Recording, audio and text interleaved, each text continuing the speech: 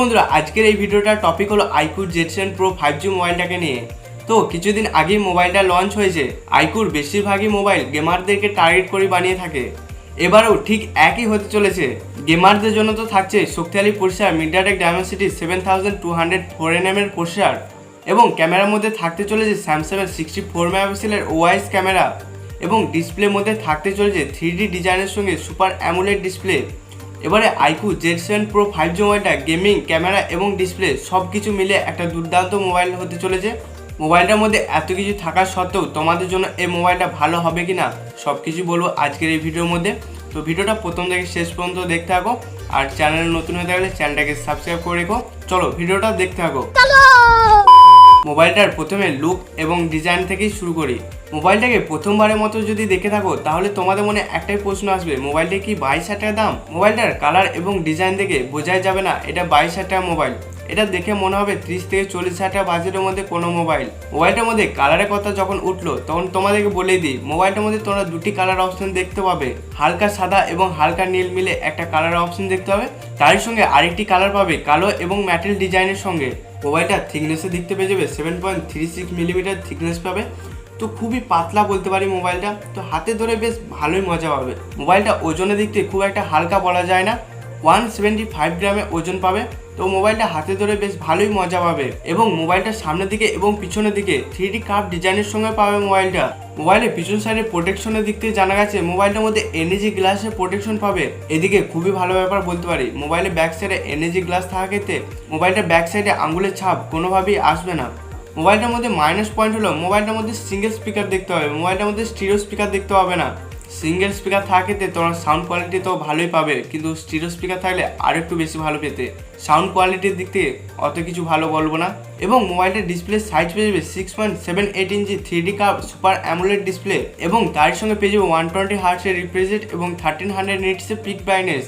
তার সঙ্গে 10 bit display পাবে। মোবাইলটার ডিসপ্লে দিক থেকে আমার কিছু বলার নেই, কারণ মোবাইলটার মধ্যে অ্যামোলেড ডিসপ্লে আছে, একটা দারুণ কোয়ালিটির ডিসপ্লে আছে মোবাইলটার মধ্যে। তো এই ডিসপ্লের সাহায্যে তোমরা যে কোনো ভিডিও দেখে ভালোভাবে মজা নিতে পারবে, কোনো কিছু প্রবলেমই হবে না। এবং মোবাইলটার মধ্যে 120 হার্টজের রিফ্রেশ রেট পাচ্ছ, এটা খুবই ভালো ব্যাপার। 1300 নিটসের পিক ব্রাইটনেস পাচ্ছ। বাড়ির বাইরে রোদের আলোর মধ্যে তোমরা খুব ভালোভাবে মোবাইলটা চালাতে পারবে, তো কোনো কিছু প্রবলেম হবে না ব্রাইটনেসের দিক থেকে। মোবাইলটার ডিসপ্লের দিক থেকে সাউন্ড পাবে ওয়াইড ওয়ান L1 এর সাউন্ড পাবে এবং সামনের ডিসপ্লে প্রোটেকশনের দিক থেকে জানা গেছে মোবাইলটার মধ্যে গরিলা গ্লাস 5 এর প্রোটেকশন পাবে এবং সিকিউরিটির মধ্যে পেয়ে যাবে ইন ডিসপ্লে ফিঙ্গারপ্রিন্ট সেন্সর। যেটা তোমরা দেখতে পাচ্ছ ইন ডিসপ্লে ফিঙ্গারপ্রিন্ট সেন্সরটা খুবই ফাস্ট কাজ করছে। এবং মোবাইলটার মধ্যে প্রসেসর পাবে মিডিয়াটেক ডায়মেনসিটি 7200 এর প্রসেসর পাবে, যেটা 4nm টেকনোলজিতে কাজ করবে। এই মিডিয়াটেকের 7200 প্রসেসরটা খুবই শক্তিশালী প্রসেসর বলা যায়।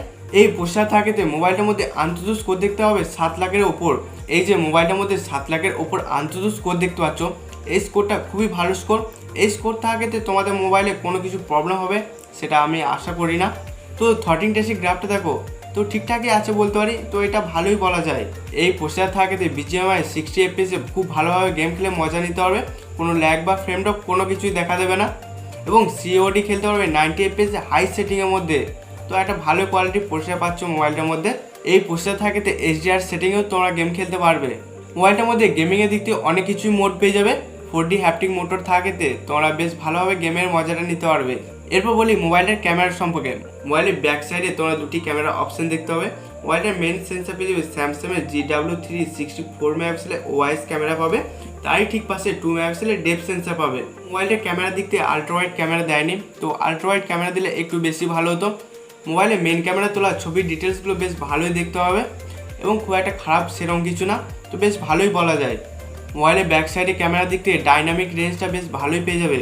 আর হ্যাঁ, সব ছবি না, কিছু কিছু ছবির মধ্যে একটু কালার বুস্ট দেখতে পাবে।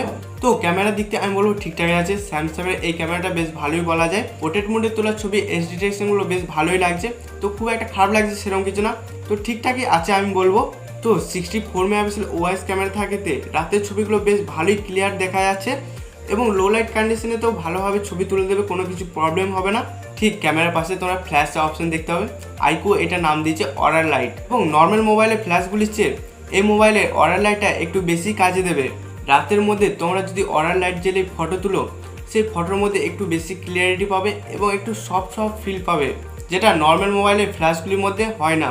এবং মোবাইলের সেলফি ক্যামেরা দেখতে 16 মেগাপিক্সেলের সেলফি ক্যামেরা দেখতে হবে। এর মেন ক্যামেরার সাহায্যে 4K 30 fps ভিডিও রেকর্ডিং করতে পারবে এবং সেলফি ক্যামেরার সাহায্যে 1080p 30 fps ভিডিও রেকর্ডিং করতে পারবে। এই ভিডিওটা দেখো কোনো স্টেবল নেই, নড়াচড়া করে ভিডিও হচ্ছে, খুবই দেখতে বাজে লাগছে। আর এই ভিডিওটা দেখো, ভিডিওটা স্টেবল আছে এবং নড়াচড়া হয়নি এবং ভিডিওটা দেখতেও খুব সুন্দর লাগছে। ওই ভিডিওটা নড়াচড়া করছিল কারণ ওটার মধ্যে স্টেবল অন ছিল না, আর এই ভিডিওটা নড়াচড়া করেনি, সেটা কারণ হলো এটা স্টেবল অন করে ভিডিওটা করা হয়েছে, সেই জন্য নড়াচড়া করেনি এবং ভিডিওটা দেখতে খুবই সুন্দর লাগছে। এবং মোবাইলটার মধ্যে ব্যাটারির সাইজ পেয়েছে 4600 mAh ব্যাটারি পাবে এবং 66 ওয়াটের সুপারফাস্ট চার্জার পাবে। তো এখানে বুঝতে পারলে যে মোবাইলটার ওয়েট এত কম কেন হয়েছে। আমার মনে হয় মোবাইলটা পাতলা হওয়ার কারণে 5000 mAh ব্যাটারি ব্যবহার করা হয়নি। মোবাইলটা র্যামের দিক থেকে দুটি অপশন দেখতে হবে, 8GB RAM plus 128GB রমের option দেখতে হবে।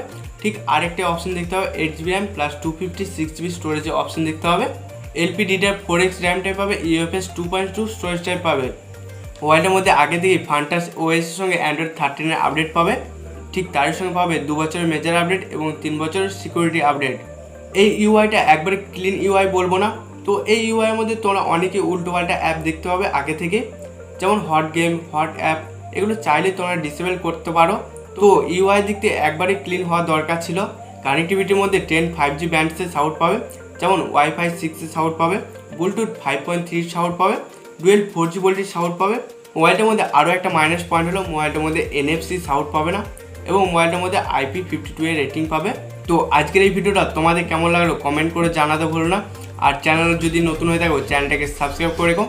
সবার শেষে বলি মোবাইলটার দাম কত। মোবাইলটার দাম হলো 8GB RAM plus 128GB storage. এই মোবাইলটার দাম হলো 23,999 টাকা। তোমরা ব্যাংক অফারের সাহায্যে 2000 টাকা ডিসকাউন্ট পাবে, মানে 21,999 টাকার মধ্যে পেয়ে যাবে। যেটা 8GB RAM plus 256GB storage, সেটার দাম হলো 24,999 টাকা।